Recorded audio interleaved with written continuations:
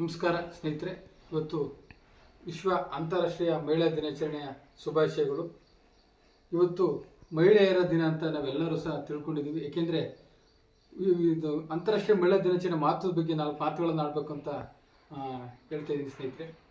ಇವತ್ತು ವಿಶ್ವಸಂಸ್ಥೆ 1975ರಲ್ಲಿ ವಿಶ್ವದಲ್ಲಿ ಮಹಿಳೆಯರು ರಾಜಕೀಯ ಕ್ಷೇತ್ರ, ಅಂತಾರಾಷ್ಟ್ರೀಯ ಕ್ಷೇತ್ರ ಮತ್ತು ರಾಜಕೀಯ ಕ್ಷೇತ್ರ, ಅರ್ಥಶಾಸ್ತ್ರ, ಇಂಜಿನಿಯರ್ ಕ್ಷೇತ್ರ, ಶಿಕ್ಷಕರು, ಗೃಹಿಣಿಯರು, ಈ ಥರ ಸರ್ವತೋಮುಖ ಎಲ್ಲ ಕ್ಷೇತ್ರಗಳಲ್ಲಿ ಮಹಿಳೆಯರು ಪುರುಷರಿಗಿಂತ ಕಡಿಮೆ ಏನು ಇಲ್ಲ ಎಂಬುದಾಗಿ ತೋರಿಸಿಕೊಟ್ಟಿರುವ ಒಂದು ಸಾಧನೆಗಾಗಿ, ಗೌರವಕ್ಕಾಗಿ ಅವರನ್ನು ಸ್ಮರಿಸುವ ಉದ್ದೇಶ ಇಟ್ಕೊಂಡು ಇವತ್ತು ಮಾರ್ಚ್ 8ನೇ ತಾರೀಕು ಮಹಿಳಾ ದಿನಾಚರಣೆ ಅಂತ ಹೇಳ್ಬಿಟ್ಟು ಒಂದು ವಿಶ್ವಸಂಸ್ಥೆ ಡಿಕ್ಲೇರ್ ಮಾಡಿದೆ. ಅದರ ಪ್ರಕಾರ ಇವತ್ತು ನಾರಿ ಶಕ್ತಿ ದಿನ ಅಂತ ಮಾಡ್ತೀವಿ, ಮಹಿಳಾ ದಿನಾಚರಣೆ ಅಂತ ಮಾಡ್ತೀವಿ, ಅಂತಾರಾಷ್ಟ್ರೀಯ ಮಹಿಳಾ ದಿನಾಚರಣೆ ಅಂತ ಮಾಡಿ ಮಹಿಳೆಯರಿಗೆ ನಾವು ಇವತ್ತು ಗೌರವಿಸ್ತೇವೆ. ಸ್ನೇಹಿತರೆ, ಮಹಿಳೆಯರ ಅಂತ ತಕ್ಷಣ ನಮಗೆ ನಮ್ಮ ಜೀವನದಲ್ಲಿ ಬರ್ತಕ್ಕಂಥ ಮೊದಲನೇ ನಾವು ಮಗು ಹುಟ್ಟಿದ ತಕ್ಷಣ ಮೊದಲು ತಾಯಿ ಬರ್ತಾಳೆ.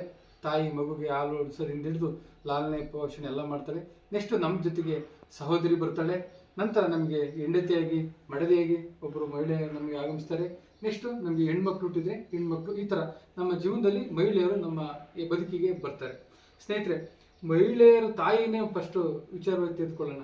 ತಾಯಿ ಮಕ್ಕಳು 3 ಮಕ್ಕಳು ಹುಟ್ಟಿದ್ರು ಸಹ ಒಬ್ಬರು ತಾಯಿಗೆ ಆ ಮಕ್ಕಳಿಗೆ 3 ಸಹ ಸಮಾನವಾಗಿ ವಿಂಗಡಿಸಿ ಒಂದು ಆಹಾರ ದಾನ ಕೂಡ ಇರ್ಬೋದು ಅಥವಾ ಪ್ರತಿಯೊಂದು ವಸ್ತುಗಳನ್ನು ವಿಂಗಡಿಸುವಾಗಿರ್ಬೋದು. ಹೆತ್ತ ತಾಯಿ ಮಕ್ಕಳಿಗೆ ಮೋಸ ಮಾಡಲ್ಲ. ಅದೇ ಒಬ್ಬ ಮಗ ಬೇಕಾದ್ರೆ ಸಣ್ಣ ಪುಟ್ಟ ಲೋಪದೋಷ ಮಾಡ್ಬೋದು ಹೊರತು ತಾಯಿ ಮೋಸ ಮಾಡಲ್ಲ. ಹೀಗಾಗಿ ಪುರುಷರಿಗಿಂತ ಮಹಿಳೆಯರು ಎಲ್ಲ ಕ್ಷೇತ್ರಗಳಲ್ಲೂ ಮುಂದುವರೆದಿದ್ದಾರೆ. ಎಲ್ಲ ಬಾಹ್ಯಾಕಾಶಕ್ಕೂ ಸಹ ಲಗ್ಗೆ ಇಟ್ಟಿದ್ದಾರೆ. ಇವತ್ತು ನಮ್ಮ ಭಾರತದ ರಾಷ್ಟ್ರಪತಿಯು ಸಹ ಮಹಿಳೆಯರೇ ಆಗಿರ್ತಾರೆ. ಹಿಂದೆ ಶ್ರೀಮತಿ ಇಂದಿರಾ ಗಾಂಧಿ ಅವರು ಪ್ರಧಾನಮಂತ್ರಿ ಆಗಿದ್ದಾರೆ, ಮುಖ್ಯಮಂತ್ರಿಗಳು ಆಗಿದ್ದಾರೆ, MLA ಆಗಿದ್ದಾರೆ. ತಾಲೂಕು ಈಗ 50% ಸಹ ಮೀಸಲಾತಿಯನ್ನು MLA ಮತ್ತು MP ಕ್ಷೇತ್ರಗಳಿಗೂ ಸಹ ನಾವು ಕೊಡ್ತಾ ಇದ್ದೀವಿ.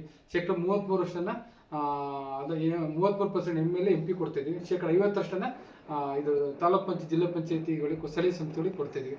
ನಾವು ಮಹಿಳೆಯರನ್ನ ಹಿಂದೆ ಎಲ್ಲ ರೀತಿಯಿಂದ ಸಹ ಗೌರವ ಇಟ್ಕೊಂಡು ಅವರಿಗೆ ನಾವು ಬೆನ್ನೆಲುಬಾಗಿ ನಿಲ್ಲೋಣ ಮತ್ತು ಅವರ ಎಲ್ಲ ಕೆಲಸಗಳಿಗೆ ನಾವು ಹಿಂದೆ ಇರೋಣ. ಏಕೆಂದರೆ ಯಾವುದೇ ಪುರುಷನ ಒಂದು ಯಶಸ್ಸಿನಿಂದೆ ಸ್ತ್ರೀ ಇರ್ತಾಳೆ ಅಂತ ಎಲ್ಲರೂ ಕೇಳಿದ್ದೀವಿ. ಅದೇ ರೀತಿಯಿಂದ ಸಹ ನಾವು ಸಹ ಸ್ತ್ರೀ ಶಕ್ತಿಗೆ ನಮ್ಮ ಬೆಂಬಲ ಕೊಡೋಣ, ಮಹಿಳೆಯನ್ನು ಮುನ್ನಡೆಸೋಣ ಅಂತೇಳಿ ನನ್ನ ಮಾತನ್ನು ಮುಗಿಸ್ತೇನೆ.